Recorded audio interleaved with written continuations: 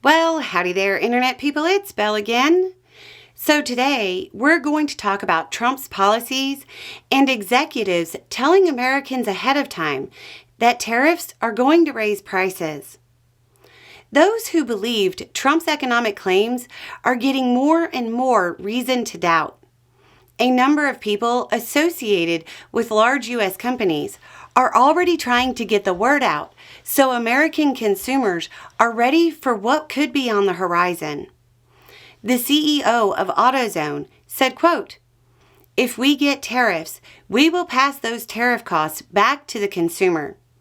That's pretty blunt, but not every American realizes how that will impact their costs overall. Now, there's some information that shouldn't be ignored. It's something that will impact most Americans.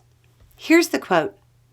"Our model is everyday low prices, but there probably will be cases where prices will go up for consumers." That's Walmart's CFO. He also said, quote, "We've been living under a tariff environment for 7 years, so we're pretty familiar with that.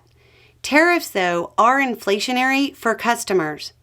So we want to work with suppliers and with our own private brand assortment to try to bring down prices." In a different interview, he pointed it out again, saying, quote, "If we look back historically, when tariffs were enacted 7 years ago, it did result in higher prices for customers." 7 years ago. Oh, the first round of Trump tariffs did result in higher prices. So the inflation came from where again? In a separate statement, Walmart said, quote, "We're concerned that significantly increased tariffs could lead to increased costs for our customers at a time when they are still feeling the remnants of inflation."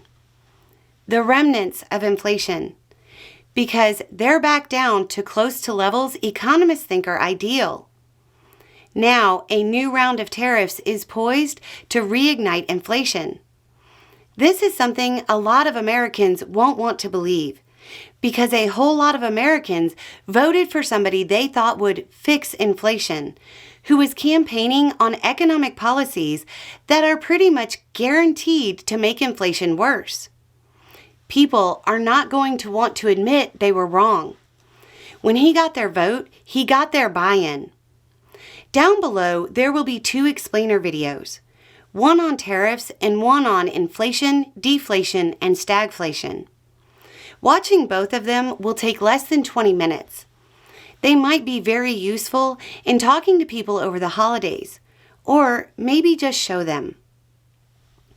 On an earnings call, the CFO of Lowe's said, quote, "Roughly 40% of our cost of goods sold are sourced outside of the U.S., and that includes both direct imports and national brands through our vendor partners." Well, that's probably not going to help with housing affordability. Even if you're renting, you know the landlord isn't absorbing the higher costs.